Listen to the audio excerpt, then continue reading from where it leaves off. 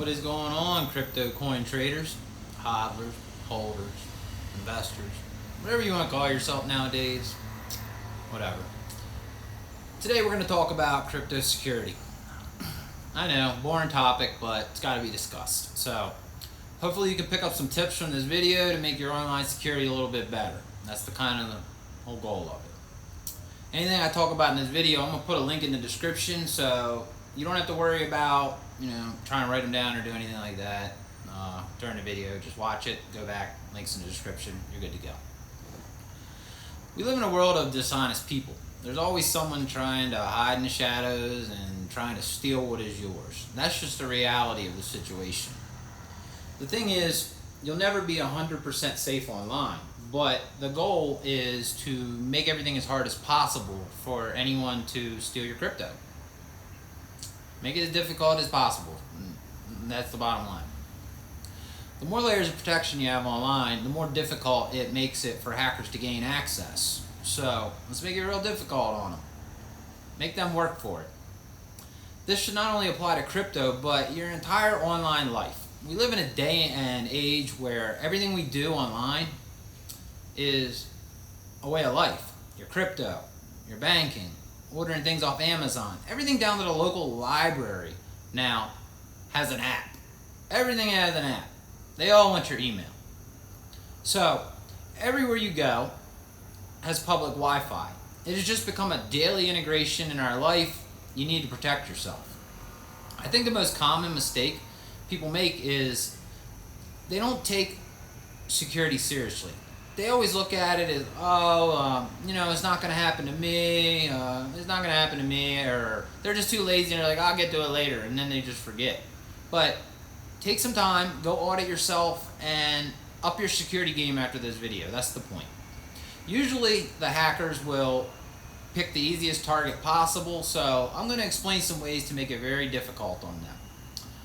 First, let's talk about email. You should really have multiple emails set up for your life. The more the better, really. You don't want to isolate yourself into one email. That can get real bad for you. I suggest you set up a dedicated email for just crypto. Only crypto. Do not give this email to anybody, and only use it for trusted crypto sources. Then you should have a daily junk email. This is the type email you will use for stuff like signing up for that points reward card at your local grocery store, getting those discount advertising emails at your favorite online retailer. It seems like everywhere you go now, they want your email for something. They collect these emails to market and sell you stuff. So you should have a dedicated email for the basic daily crap.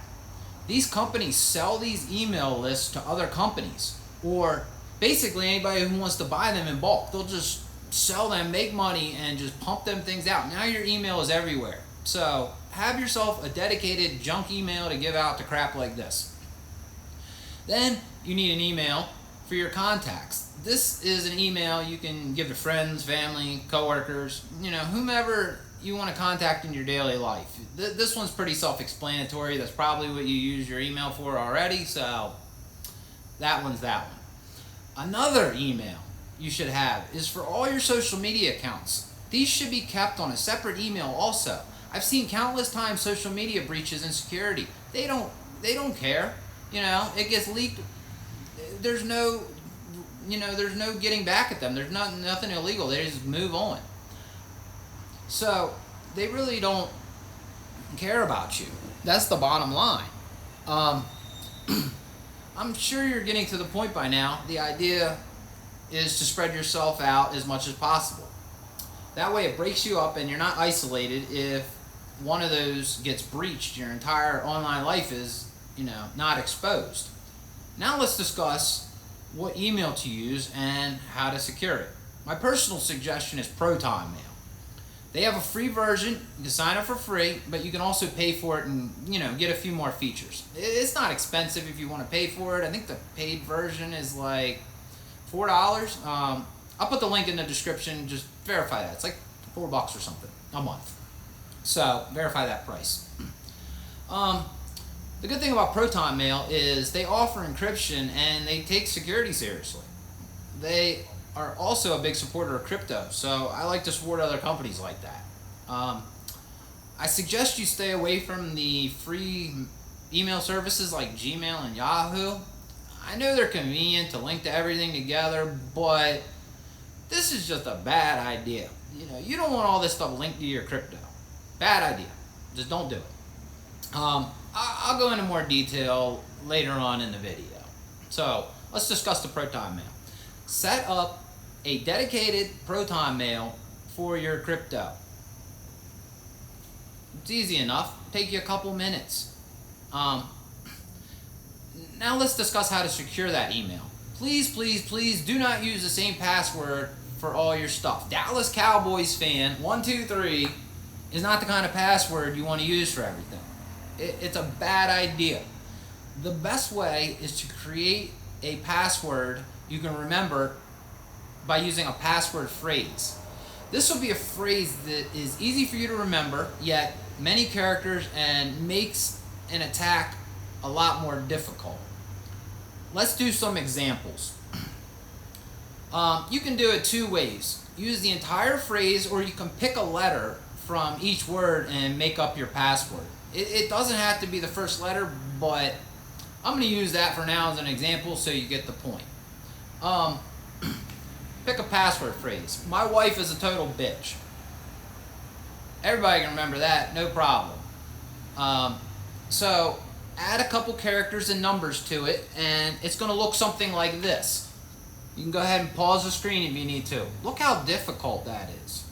That's very difficult for some type of brute force attack or something like that. The other option is to use one of the letters and do something like this. Another very strong, difficult password. So pause the screen if you need to, check this out, and now all you have to remember is my wife is a total bitch, 258 and $. See it coming in? There's a 258 and $. My wife is a total bitch. Sorry, my finger's in the way. But you get the point. Make it difficult. Use a passphrase. You can do anything. I took the dog for a walk before work, Add some characters, add some numbers, and do it like the example I just showed you. It's really simple. And it makes it very difficult for any type of, brute force attack or whatever those guys are doing. I'm not a security expert, but it's just real difficult. So now that we covered how to do your emails and passwords, let's discuss having a second layer of security on your email. There's a product called Yubico however you say it, this company, and these are hardware security keys that will plug directly into your device. They are cheap. They're like $30 to $60 for the good ones. I'll look up the links, and I'll put these links in the description for you for the ones I suggest below. Being so cheap, I would advise going with a reputable company. This is not one of those times you want to save $5 and get something off of eBay. Just spend the extra couple dollars, go with a reputable company. I'm not going to go over every detail of this. You can go read on the website. I suggest you spend a couple dollars and get a few of them. In the long run, it's a lot cheaper than losing all your crypto, that's for sure. It adds that second layer of protection to your email. What the YubiKey does is it's a USB device, and you plug it into your computer as a second factor authentication. Set it up with your email, and then you will be the only one able to log into that email if that physical device is plugged in to your phone, computer, or whatever device you're logging in from. That device has to be plugged in along with your password to access that email, period. This is great because, remember, you have a dedicated email just for crypto. So now it's not like you're just checking this email all day and night. You're generally performing a specific task. This is money well spent because you can use this key for performing other tasks, and I'll explain some of them later on in the video when we get to that portion of it. What this does is if someone gets your email and password, they would have to have this physical device to log in to the email. Otherwise, the password and email are no good to them. So now what you have created is a dedicated email with a strong, easy to remember password or passphrase, a second factor hardware device to access this email. You see how we're putting a layering process in place? It makes it really difficult. It's getting more difficult for a breach of security each layer you're adding. Man, talking a lot, huh? Anyway, we'll get it going. Now that we have that covered, some tips for securing your email, let's discuss trading exchanges.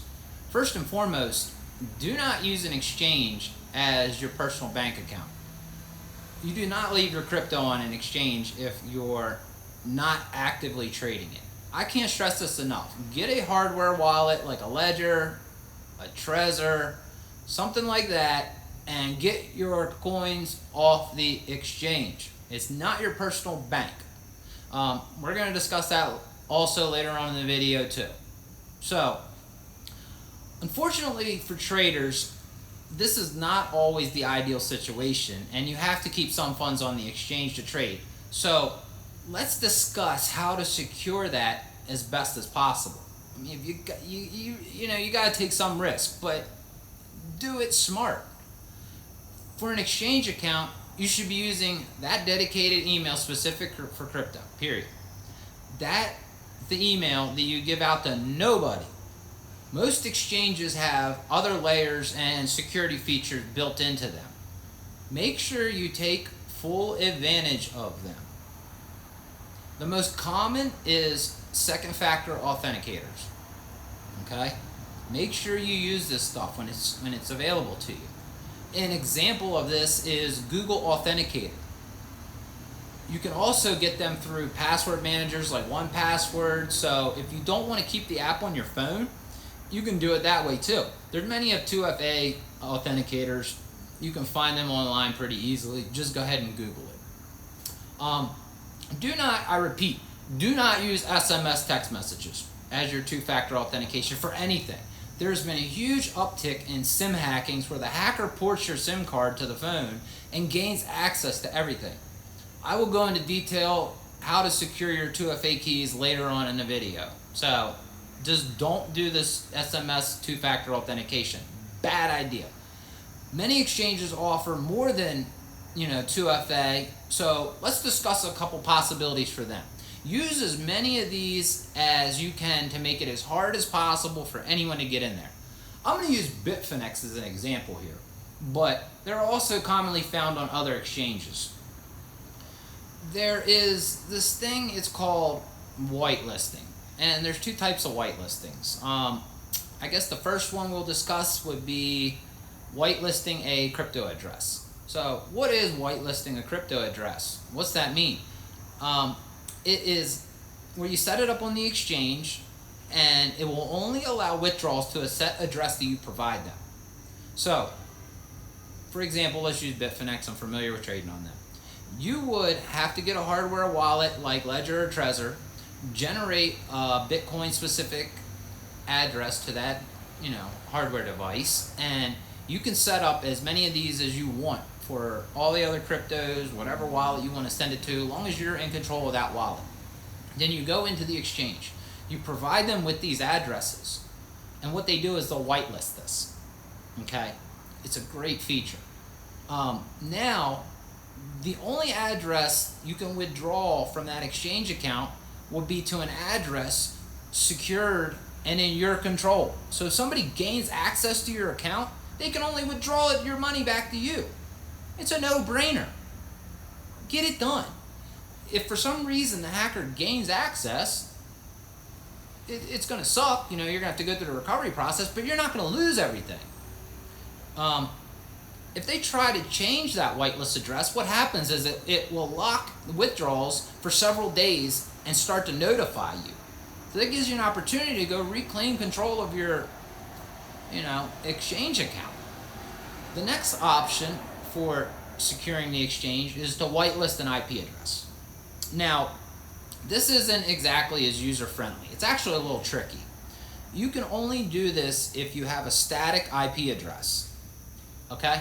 Just a static IP address. It will not work with a dynamic IP address. So, what you're going to have to do is you're going to have to call your internet provider to get a static IP address. Okay, what's the difference? A static IP address is when your internet service provider gives you one IP address that will not change. You know, most commonly people have dynamic IP addresses.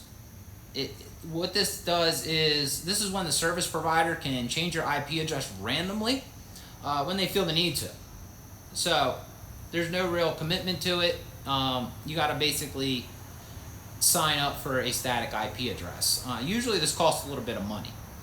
Do not whitelist your IP address if you have a dynamic IP. You know, when your IP is changing randomly, it could change tomorrow 4 times, and then it could go for a month and not change at all. They just do it when they feel like it. This is for static IP addresses only. You're going to run into a lot of problems if you try to do this on a dynamic IP. You're going to get booted off all the time. If you're not sure what type you have, it's best to call your internet service provider, get them on the phone, and say, hey, what do I have? You know, and they're going to tell you, and they're going to probably say, oh, we have a charge for a static IP address because they're greedy. It's your choice if you want to do this. But the thing with it is, if you whitelist that address, then you can only trade from your home or wherever you work or wherever your static IP is. You can't go anywhere else and log in. So it's kind of a little bit more of security, but it's a little bit more difficult to navigate around and less user-friendly. I really don't advise it, but it's an option for you, so I'm going to put it in the video. It's really just more advanced step, and I don't think it's as necessary unless you're probably trading on an institutional level and you're sitting at a trading desk. But it's an option. Look at it if you need to. Okay, on to the next option. Remember that YubiKey I told you to shell out a few dollars for, that 30 to 40 to 50 bucks or whatever it is, depending on which one you get? You can use that same YubiKey and generate another code with a lot of exchanges. A lot of people don't realize that. So now you have to have this physical device to plug into your computer to let you access the exchange. You know, it makes it really difficult. If you set up the keys with the exchange that way, you can only log into the account with this physical device plugged into your computer, period. This way, if somebody gains access to your account information, they would need your physical key to have to log in. So, you know, you're making it real difficult on them. You basically have to break into your house and steal your keys. And I think you would know that. Now that Russian hacker that got your email and password somehow, some way, needs to come to your house. You know, that'd be kind of difficult if they're in another country, which, you know, most of the common security breaches I've read about are.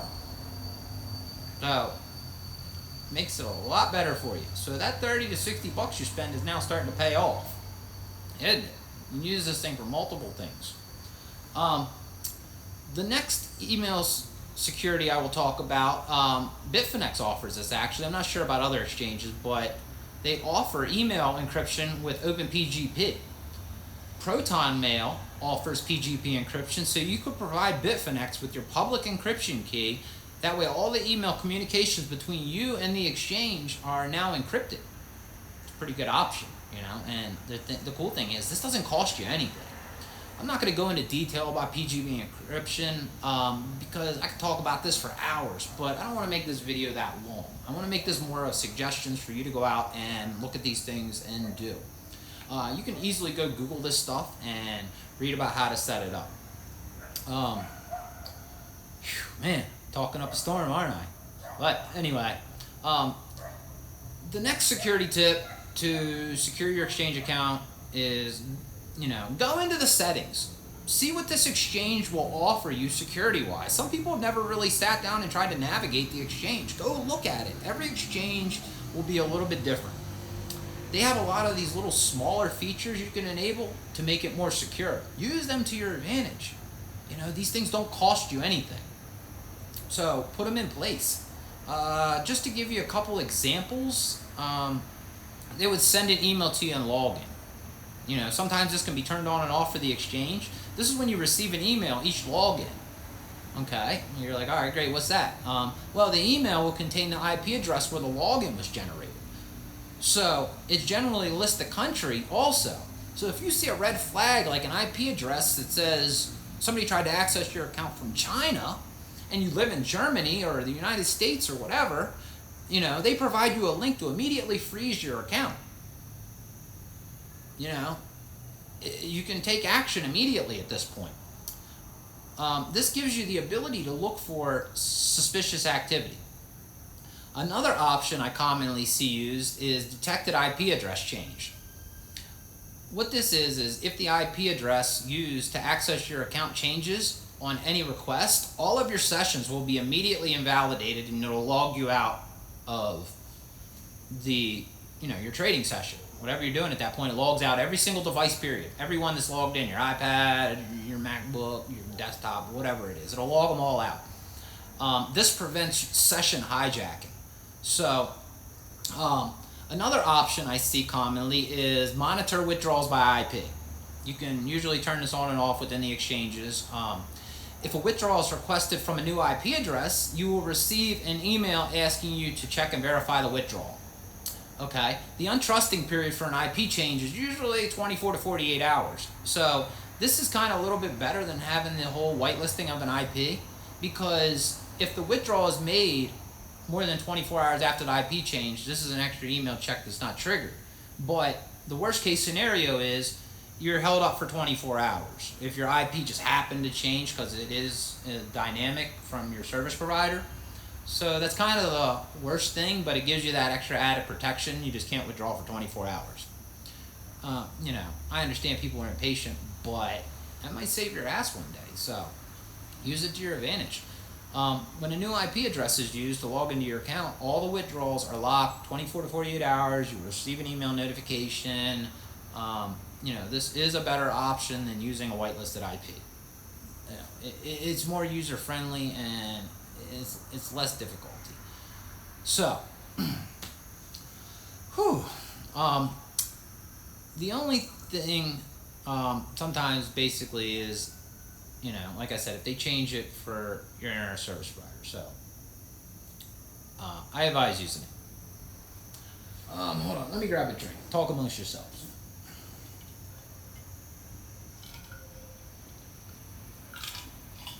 I hope you all had a good conversation with each other. Anyway, another option. Custom withdrawal checks. Another simple thing to use. What it does is you can add a secret phrase to the withdrawal confirmation image. So what this is going to do is this is going to pop up a secret phrase in a box. Like, you know, them those things where they have a little squiggly lines through it and, you know, the letters and stuff like that. You can add a secret phrase. This is another step to help ensure your withdrawal details have not been compromised by malware on your browser or man-in-the-middle attacks or things like that. Good option to have in place. All you got to do is read it, type it in, no problem. Extra security layer. Make it as difficult as possible. Cover all the aspects. Okay? Oh man. Now we have covered emails and exchanges. Let's move on to hardware wallets. This is for my hodlers, this is for my traders, this is for my holders, my investors. This is for everybody. This is a must-have if you're involved in cryptocurrency.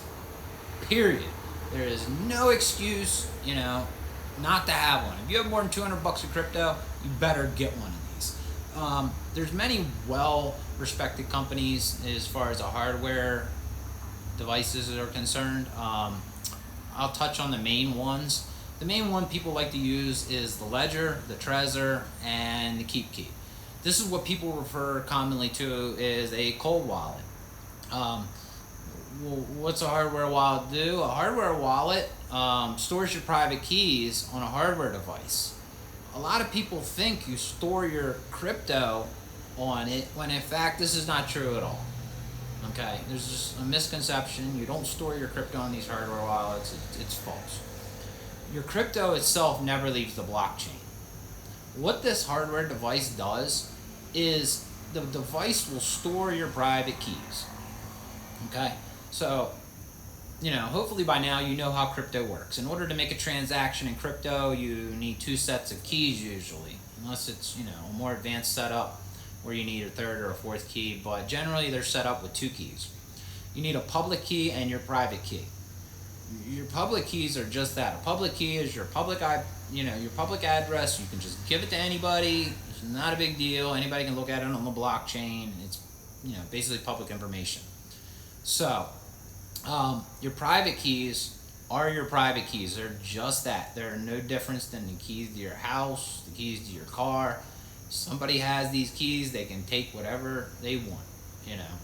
Under absolutely no circumstances do you ever give your private keys to anyone. Don't be foolish. Don't give them out. Guard these with your life. Okay? Guard them with your life. Put them in a safe place. Don't give them to anybody.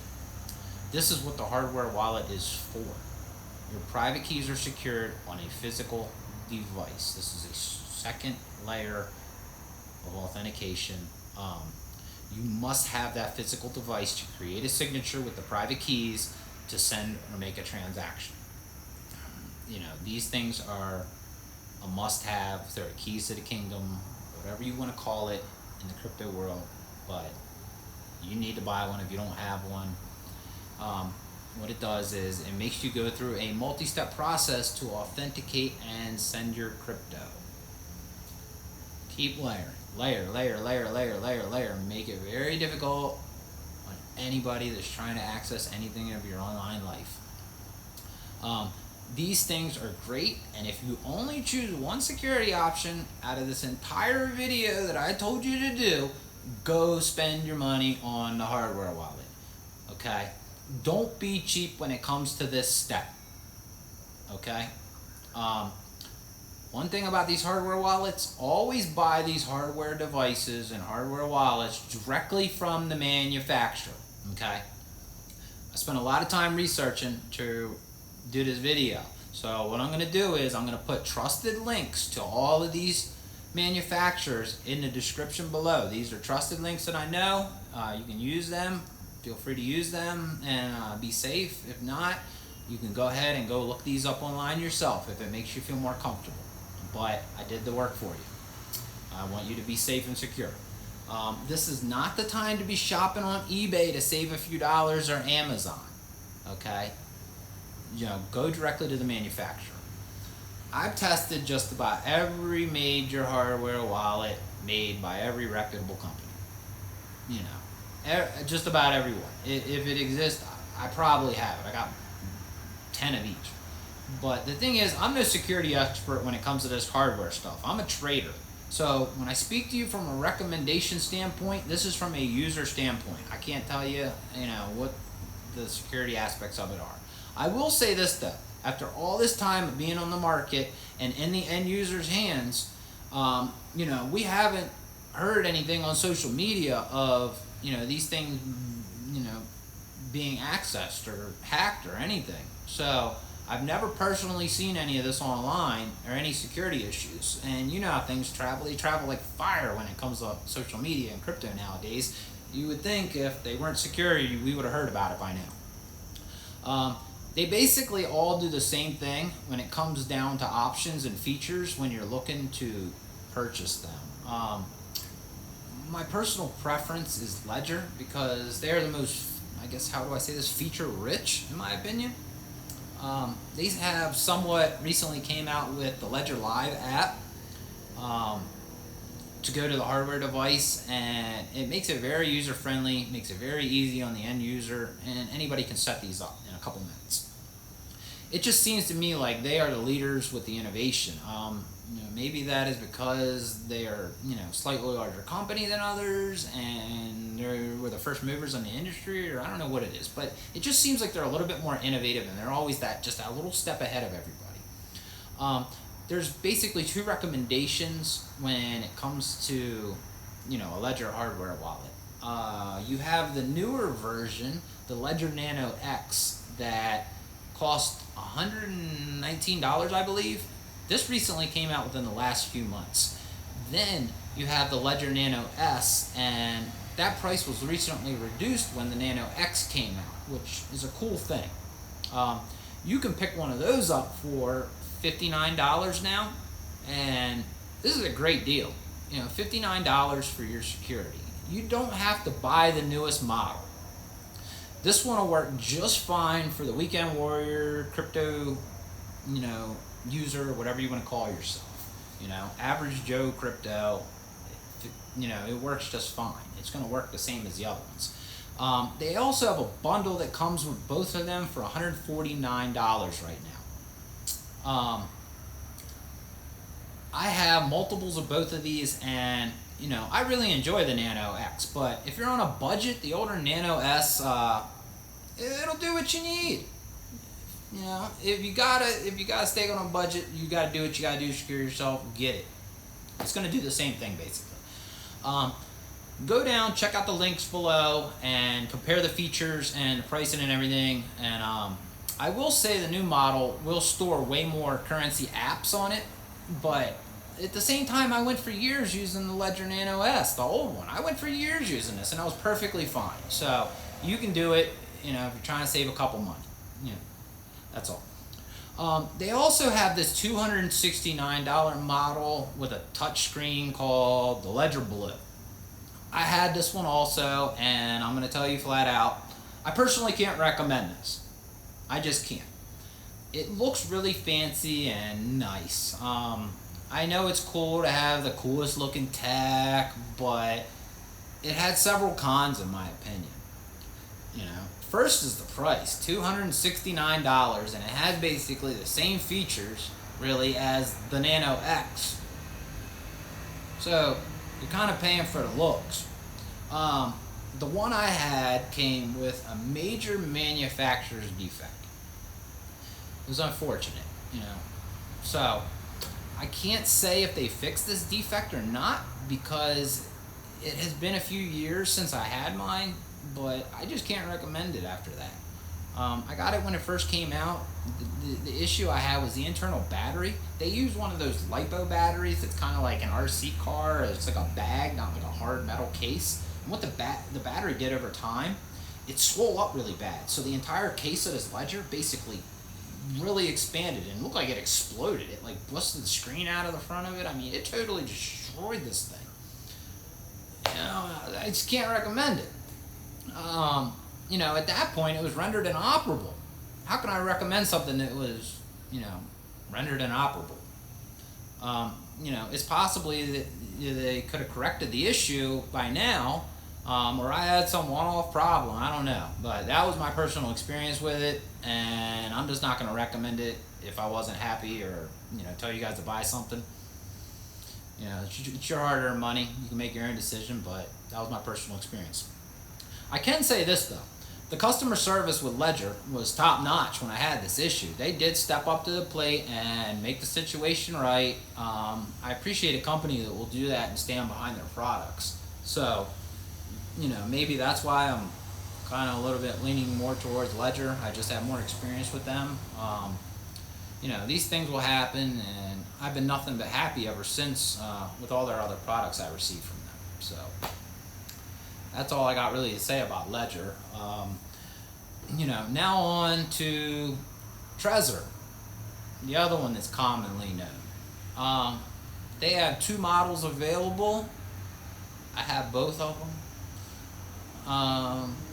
They're okay. The Trezor 1 and there's a Trezor Model T. Like I said, I got both of them. They were not bad in any means. I would recommend them to a friend, but they're just not my first choice. The original Trezor 1 is 69 euros, so a little bit more pricey than the Ledger. And the Trezor Model T is 149 euro, putting that in the more expensive category. So, it's hard to say. I don't have any complaints with it. Both of the units I have work just fine, and I'm not exactly sure why I don't use them. It's possible I just got comfortable using the Ledger devices that, that ended up being my go-to unit for what I needed. Never had a problem with either one of the models, and they seem to get the job done. I will say I was a little annoyed with the fingerprint issue on the touchscreen of the Model T. Maybe that would have did it. I mean, I'm getting in here and I'm really nitpicking at this point though.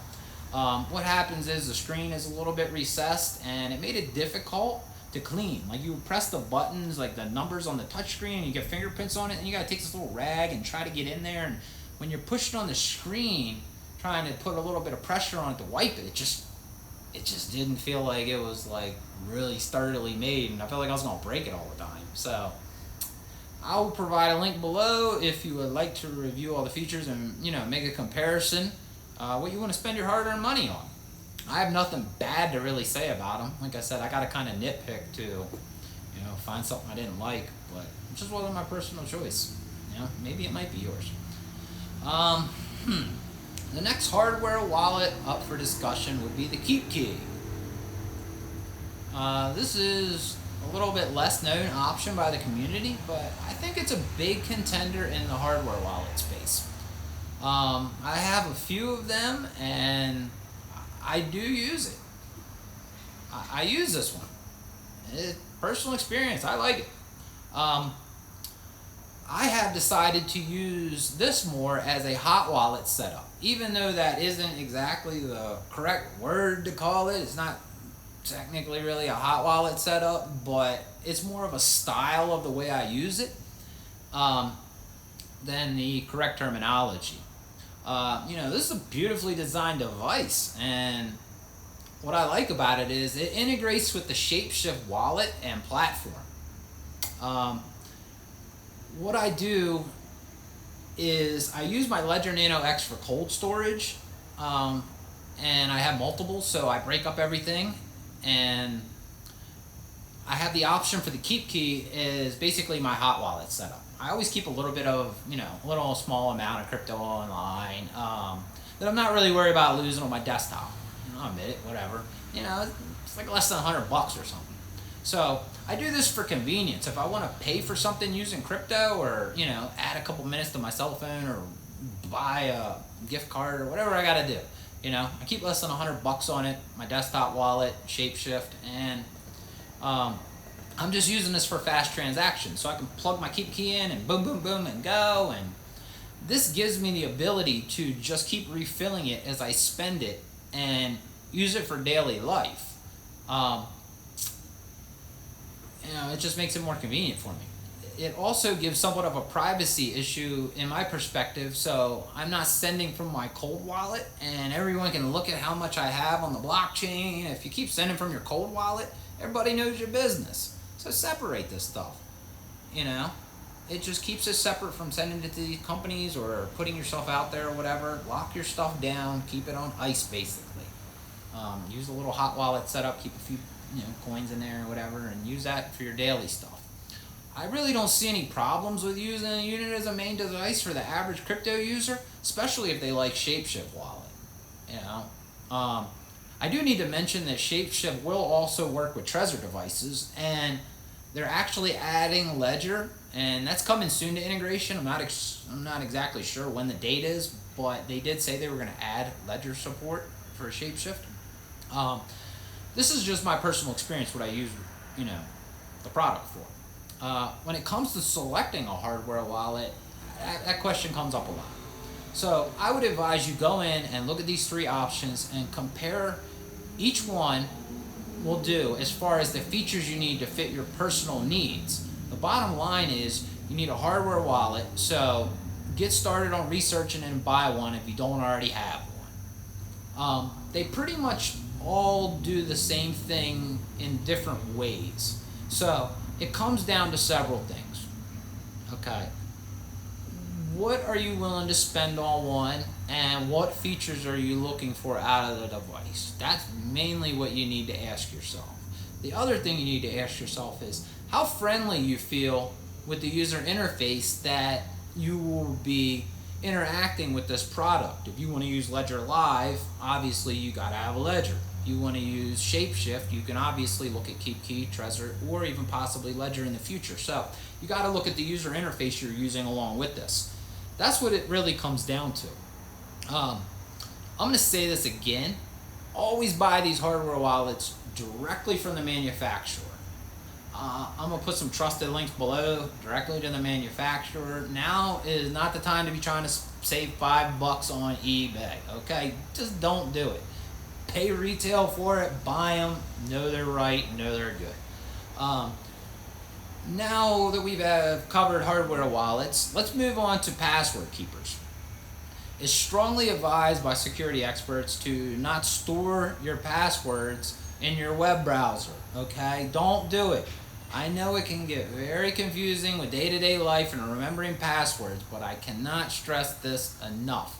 Never use the same password for 2 separate websites or anything. This is a major no-no, okay? Don't keep using the same password over and over for things. This brings a new set of challenges in your daily life if you just can't have one password for everything.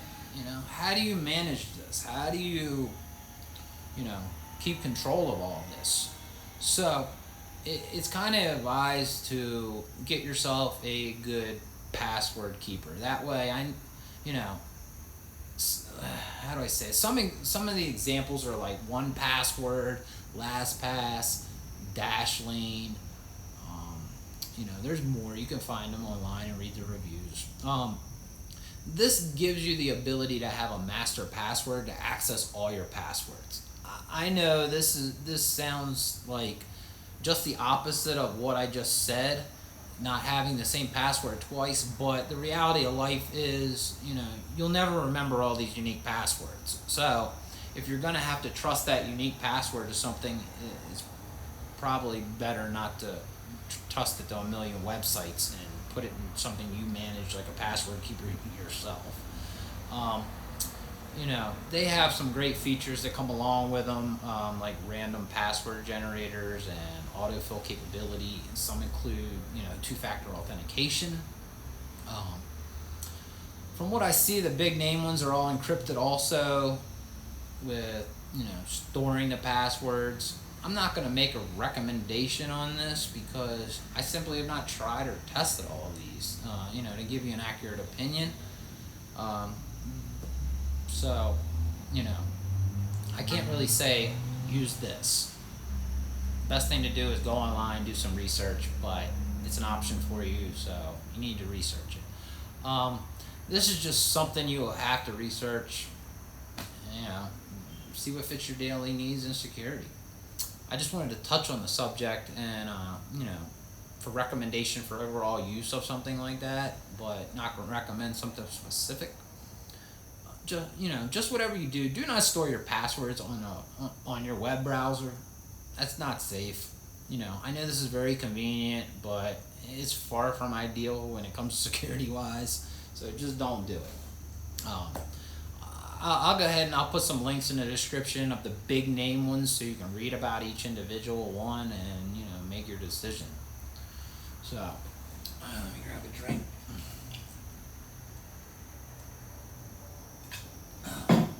Now let's move on to 2FA keys and wallet seed phrase. You have to store these somewhere because they're very important.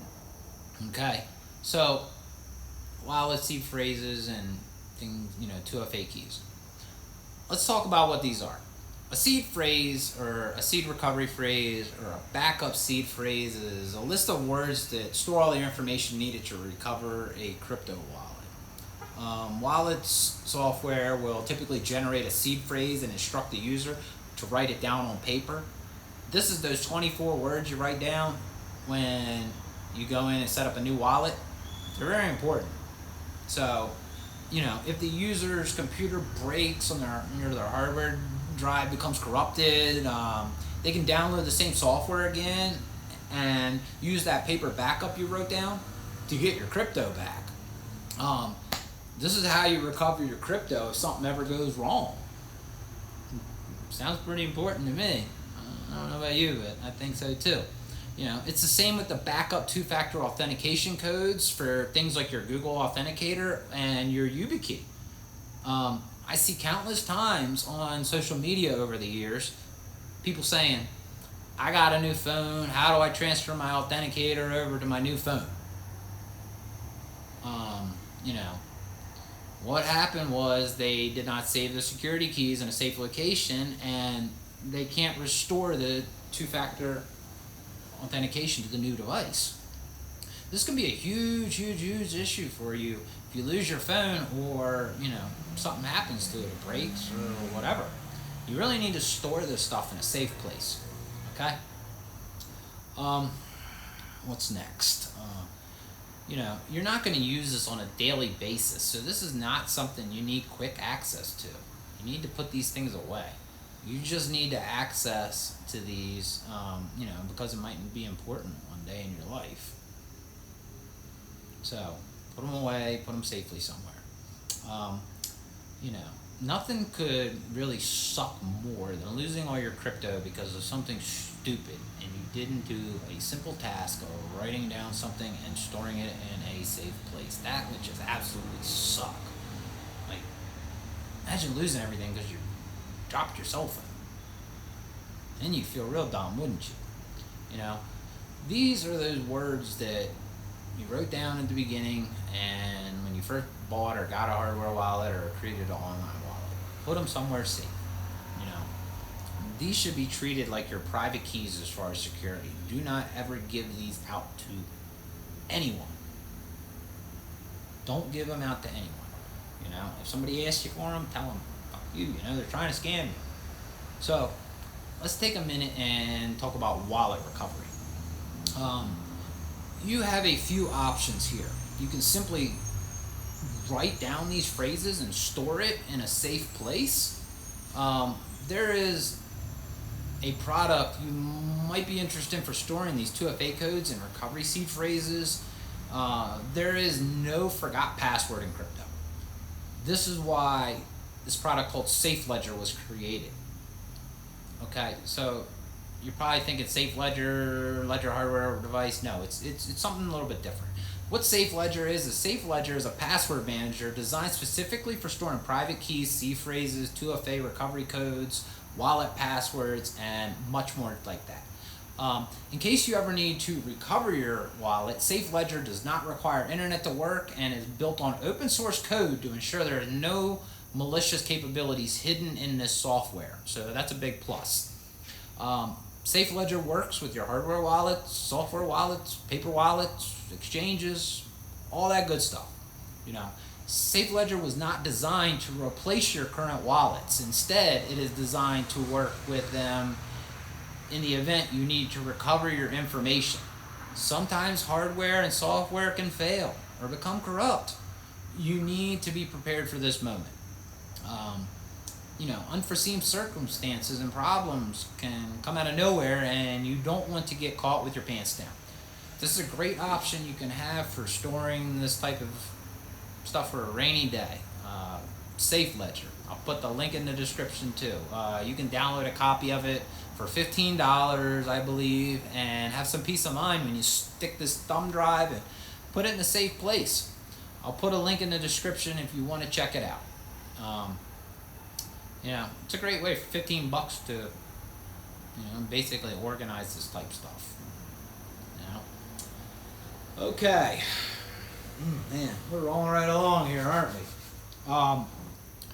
Now on to the topic nobody ever wants to talk about. I really don't like to discuss this either because I never want to see anything happen to another member of the community or anyone for that matter, but here we go. Okay. How do I say this? You need to take some time and think about what will happen to your crypto in case of death or serious accident that leaves you unable to communicate with your loved ones. It would be a real shame if you stumbled upon a sudden death accident or your loved ones don't have access to any of these funds. Just imagine your family could possibly be struggling with your burial or funeral expenses, and the whole time you had a bunch of crypto that would, made their life a whole lot easier during this stressful time.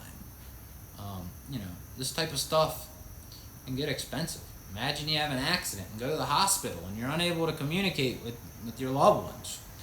Hospital bills can become very expensive, and the reality of it is sometimes insurance won't cover everything, or Possibly you don't have insurance. Leaving your loved ones to cover the bill.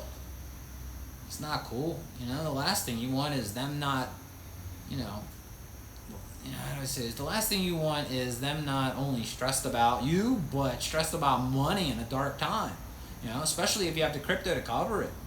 You really need to sit down and come up with a plan for an emergency. You need to think about giving someone close to you, someone you can trust, some form of access to make sure, they can get to this stuff.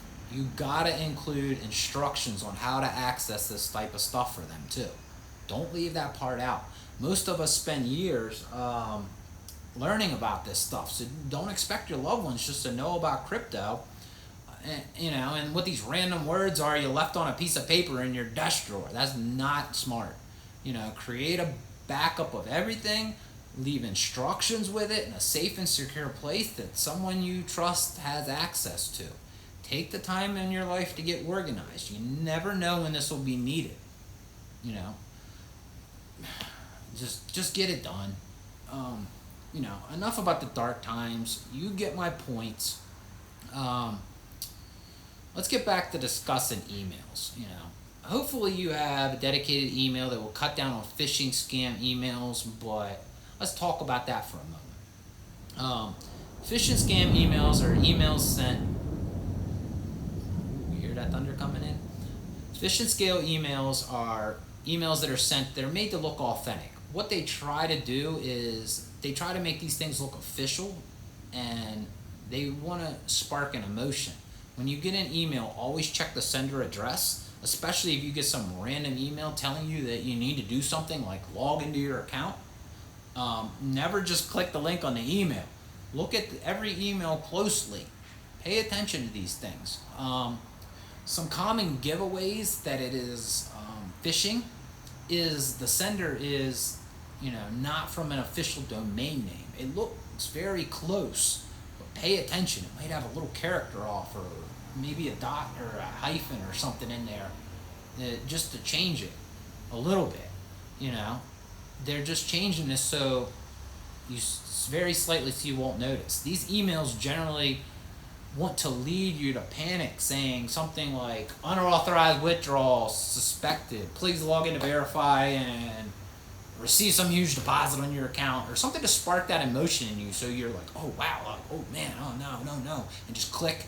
Okay, the goal is to take your emotion and get the best of you. Then you click that link, they hijack it, and they drain your account. So it's just something else to pay attention to. A good thing to look at in all your emails is spelling and grammar. I've seen a lot of these phishing emails with obvious grammar mistakes because they are sent from non-native English speakers and they're written in English. I know this could be difficult if you're not a native, English speaker, but if you do catch it, it's a dead giveaway, it's a scam. Exchange employees will not send out an email with grammar and spelling mistakes. They're a little bit more professional than that. Let's put it this way. If you have any doubt, don't panic. Take a second. Collect your thoughts. Don't click the link. To ease your emotions, go directly to the URL of the website. Double check everything before you log in and then verify. You must go directly to the website. Check yourself. Don't click the link. Ensure that there is a little lock next to the domain name. It's an SSL security mark and the address of the window of your web browser. And the best thing to do is type the URL in and save them to your favorites. Pretty simple for you to do. Every time you click on the favorites, give it a quick glance with your eyes over there, look at the URL, manually verify it before you log in, and check to see if you got your little lock icon. Quick little security tip. These steps can save you huge headache and huge heartache in the future. So, oh man, I'm on a roll, aren't I? Let's talk about public Wi-Fi. Don't use public Wi-Fi. It's a bad idea. I know we live in a digital age where it's easy to go down to your local Starbucks, log in, do some homework, but this is a huge security threat. If you're gonna do this, then you better take some time and research how to keep yourself safe on public Wi-Fi. Ideally, you just don't use it, but that's not the real world we live in. I know you guys are gonna, probably have some excuse, but you better have as many of these suggestions in the video as possible to lock down everything you can if you're gonna use public Wi-Fi.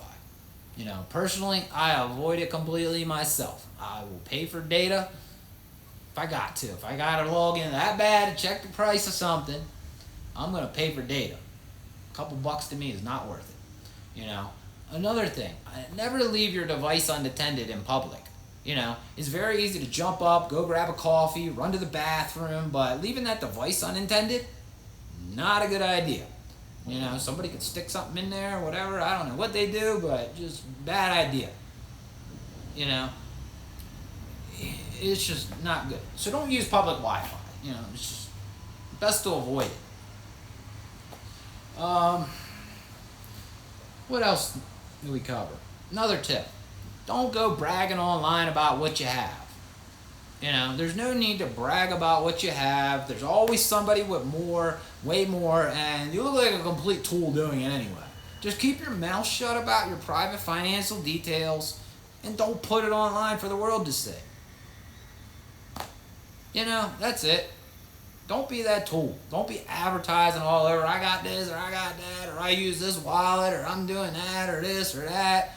It's best just to avoid that all. That way you don't slip up and make that mistake. Don't make yourself a target.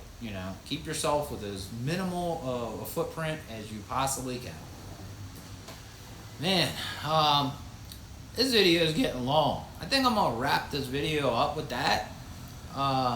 These are just some tips to get you into a better position security-wise. I'm sure there's many more that I did not cover, but I wanted to give you a few ideas out, to help you out and, get you a little bit safer.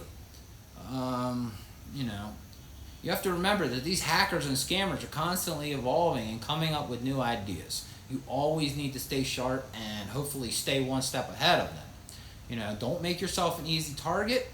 Hopefully deploying some of these security measures will save you some trouble in the future. That's why I made this video. I don't even know what else to say. Like I said, I'm sure I didn't cover everything, but time for you to go get to work, go down and check off the boxes of this list or whatever from what I just made. As a reminder, I'll put all the links that I have gathered to trusted sources and from what I talked about in this video down below to make it a little bit easier on you. Go do yourself a security audit and hopefully nothing happens to you. So thanks for watching, and I'll catch you guys on the next video.